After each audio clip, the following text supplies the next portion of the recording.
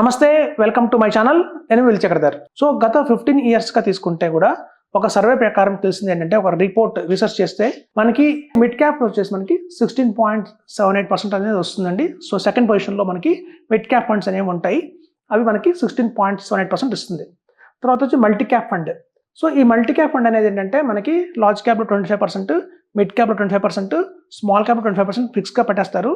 మిగతా 25% అప్పుడున్న fund manager mid cap బాగుందా, స్మాల్ క్యాప్ బాగుందా, లార్జ్ క్యాప్ బాగుందా చూసుకుని ఇన్వెస్ట్ చేస్తారండి. సో అది మల్టీ క్యాప్ స్ట్రాటజీ. సో అట్లాంటి స్ట్రాటజీ మనకు వచ్చేసి 14.97% ఇస్తారని మనకి సర్వే చెప్తున్నాయి, రిపోర్ట్స్ అలా వస్తున్నాయి. సెక్టర్ ఫండ్స్ ఏవైతే ఉంటాయో మనకి 14.98% వస్తుందండి.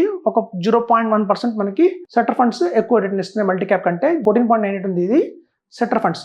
కాకపోతే మనకి సర్వే రిపోర్ట్స్ ప్రకారం తెలిసింది ఏంటంటే, వాళ్ళు సెక్టర్ ఫండ్స్ మనకి 14.98 ఇస్తాయని చెప్పేశారు, కానీ అది ఏ సెక్టర్, అది ఫార్మానా, ఐటీయా, బ్యాంకింగా, ఇన్ఫ్రాస్ట్రక్చరా, లేకపోతే థీమా, ఏదైనా మనకి అలా పర్టికులర్ సెక్టర్ అని చెప్పట్లేదు. ఇక్కడ సెక్టర్ ఫండ్స్ అనేది మనకు వినయమే వచ్చింది.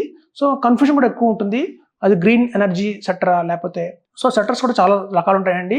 సో అట్లాంటి ఏ సెక్టర్ అనేది ప్రాపర్గా మనకి రీసెర్చ్ రిపోర్ట్స్ రావట్లేదు. కాబట్టి మీన్ వైల్ ఈ సెక్టర్స్కి వెళ్ళకండి. ఇది మనకి పర్టికులర్ సెక్టర్ అని చెప్పరు.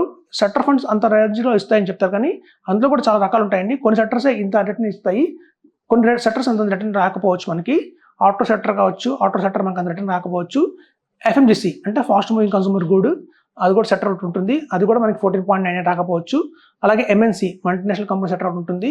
సో ఇట్లాంటి సెక్టర్ ఫండ్స్ ఏవైతే ఉంటాయో అవి మనకి అంత రిటర్న్ రాకపోవచ్చు అండి. కాబట్టి కొంచెం కన్ఫ్యూజన్గా ఉంది, కాబట్టి మనం దీన్ని అవాయిడ్ చేద్దాం. Mean while thank you.